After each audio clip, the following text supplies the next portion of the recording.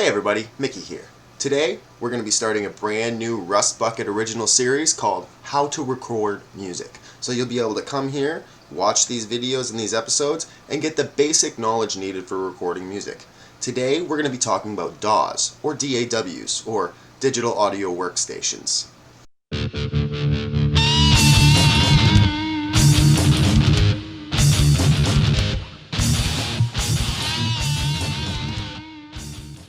So what exactly is a DAW? Well, if you're a musician or someone who's tried to start their own podcast, you've probably ventured into the internet world and discovered terms like Pro Tools, Ableton Live, and if you were looking for a free option, you've heard of GarageBand. But what exactly are these programs? These are your DAWs, your digital audio workstations. These are the platforms that allow you to manipulate the audio and record the audio. And basically, it's a snap-to-grid function, and they all work the same. Now, I'm going to be showing you on the program that I use called Guitar Tracks. And Guitar Tracks actually came as a bundle package with an interface, and it was called vStudio 20. I happened to find it in a pawn shop, so it's super unlikely that you'll ever find the same program that I use. But because all DAWs work the same and have the same basic function of recording and manipulating audio, we'll be able to show you basically with my Guitar Tracks program how to record music and navigate through any DAW. Let's dive into it. Go ahead and open up the program that you use. In my case, it's Guitar Tracks. Now, all of them are going to prompt you at the very start to either open a past project, start your most recent project, or you can create a new project. Now, we're going to create a new project today together because, that's what you're all going to be starting on doing. So we'll click New Project. Now, the first thing that's going to come up is it's going to prompt you to name the title, and it's also going to give you the location of the file and the audio path. Now, it always designates, like the program, usually all DAWs will designate a program to send all of the files into a part of your hard drive in your system. Now, as somebody who's recording music, you don't want that, because when you're recording music and you have layers on your tracks, they all read as different files, and they can accumulate a lot of space. So what you're going to want to do is get yourself a decent external hard drive. I use one that has 1 terabyte of storage on it, just in case. And you're going to want to switch your location pathway to there. So you're going to want to basically copy all of the storage files and your projects and stuff, and paste them and create new folders into your external hard drive. That way they're protected, and you're not constipating your computer, making it want to crash or overheat, or it can cause all kinds of problems. So you're going to go ahead and go in here, and you're going to find Computer. So there's Computer. See, it's being saved into this right now, the local disk C in your system. You don't want that. See, this is mine here, the local disk G. So I'm going to click on that. Now, I've created a folder called Audio Production, and I'll click on that. And you want to save it, and I also have audio data underneath. That's for the next file. So you go to Cakewalk Projects. Well, you don't go to it, but whatever system this is run by Cakewalk. So I go to Cakewalk Projects, and I click OK. That creates the path for that. Now, this will automatically actually switch for the audio path, because there's an audio path folder already within the Cakewalk Projects folder, so it does it automatically. We're going to name this D.A.W tutorial.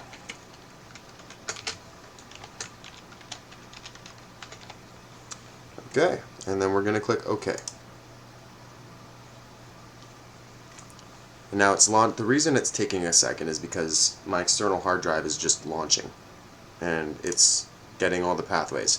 This is normal for me. It says not responding, but that's just because it's communicating with the hard drive right now. I'll click it again, it'll go white, and then it will start the project. So here we go. Boom, DAW tutorial. We're good to go. Now, this is a view that it pops up on for my specific system, and it has all of the mixing channels. These are all your tracks for your recording basically. And just the toggle of these buttons here. This one happens to be in the bottom corner. In your DAW, it could be anywhere. Just look for the change view buttons and they'll be somewhere. So you're going to change your views. This is your grid view.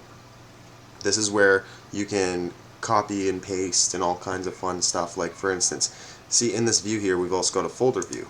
We can go into here. Everybody's got like samples and stuff like that. I've got sample content and all that kind of stuff. And yeah, I can just go ahead and go in here and audio track loops. Let's try some drums just to show you how this grid function works. Well, just because we're awesome, we'll go with metal. I've never gone into these, I've never used them. I just record my own drums, so I've never had a use for them, but we'll double click this and it's on there. So I don't like starting it right away. So, and then press the space bar while you're in here, it'll start the play function. And here's your playback. Ew.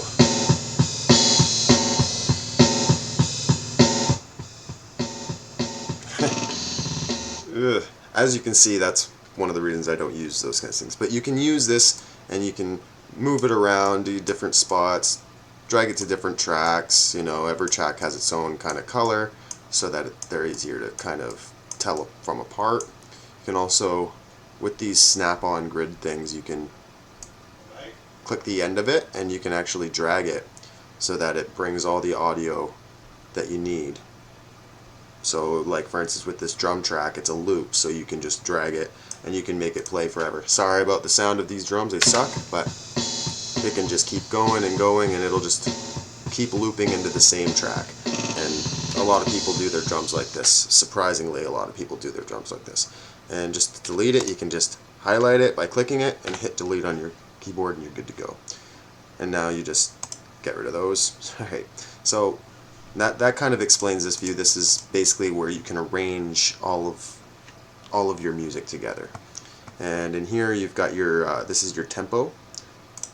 You can have it as if you click on it, you can have all of these different things. You can have a key signature so like for instance, mine always clicks in like the tone of C, which I've never changed because I've never had the need to.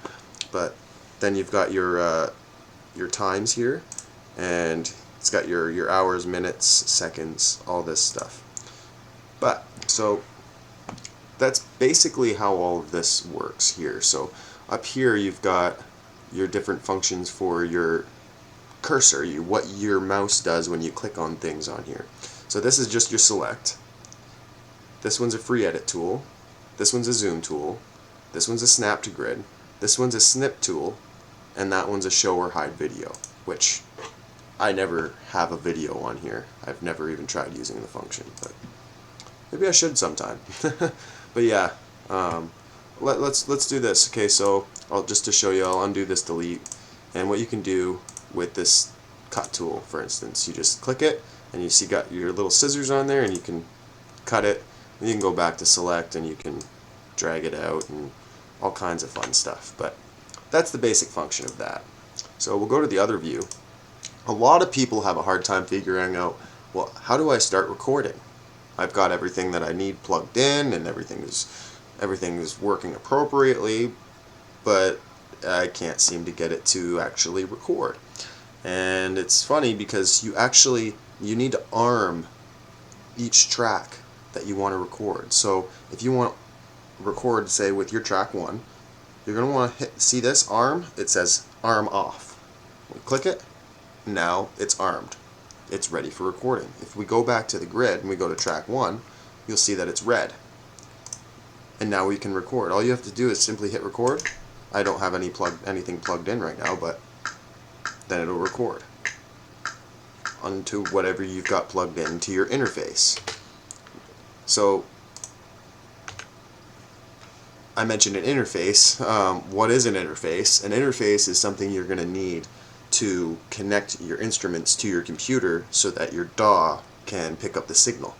And you can set up your MIDI devices and all that kind of stuff.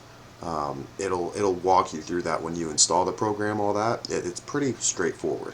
But you use your interface to plug in your instruments. So for instance, like I have like I said, this bundle that I got came with an interface. This Guitar Tracks came with a special interface that has all kinds of neat little things in it that I haven't been wanting to stop using recording with. But I'll do a little example. So I've got a mic 1 setting on here.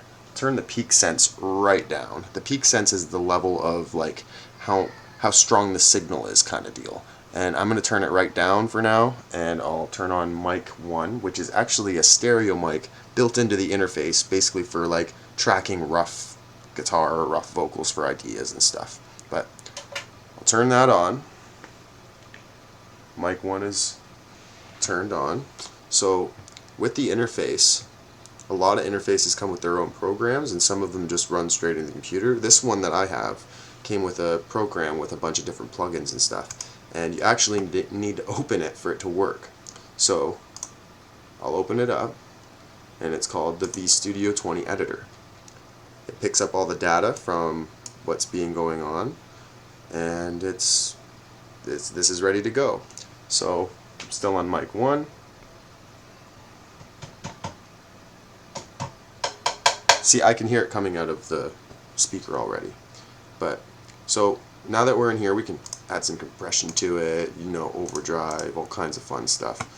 There's all kinds of presets, but this won't apply to you because you won't have this particular program. You'll be able to play with your own stuff. But now that that's ready to record, I can hit record, and I'm going to toggle off this is your metronome, by the way, right here. Usually it's beside the time measure and the tempo, and you can toggle it on or off, right? So I'm going to keep it off just for non-click sake. Hit record, and we're now recording. So you see, we've got a microphone, and it's recording the audio. And that's the basic function of a DAW and how to record audio. Now, if you have any more questions about DAWs, or if you want a more in-depth description of how to, I don't know, use certain programs or anything like that, let me know, and I'll see what I can do for you. But yeah, that is the basic function of a DAW. Hope you guys have a good day.